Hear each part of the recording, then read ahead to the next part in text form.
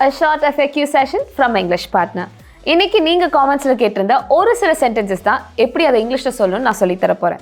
So அதில் first one, கையை மீறி போயிடுச்சு. இது நம்ம எல்லாருமே சொல்லுவோம் இல்லைங்களா? கையை மீறி போயிடுச்சு. இது எப்படி இங்கிலீஷ்ல சொல்லலாம்? It is out of my hands அப்படின்னு சொல்லுவோம்.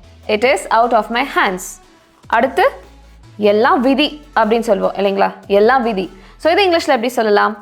It is all fate. It's all fate or it's all destiny அப்படின்னு சொல்லலாம்.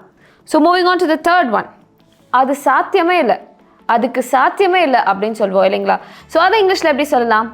It is not possible R it's highly impossible அப்படின்னு சொல்லலாம். So moving on to the last sentence, எல்லாம் நன்மைக்கே அப்படின்னு சொல்லுவோம். எல்லாம் நன்மைக்கே. ஸோ இது இங்கிலீஷில் எப்படி சொல்லலாம்? Everything is for good. Everything is for good. நடக்கிறதெல்லாம் நன்மைக்கே அப்படின்னு சொல்கிறதா இருந்தால் எவ்ரிதிங் ஹேப்பன்ஸ் ஃபார் குட் அப்படின்னு சொல்லலாம். ஸோ இது உங்களுக்கு புரிஞ்சுதா? இங்கிலீஷ் பார்ட்னரில் நாங்கள் உங்களுக்கு life time course assistance provide பண்ணுறோம். சொன்னால் நம்புவீங்களா? நம்புங்க, எஸ், நாங்கள் ப்ரொவைட் பண்ணுறோம்.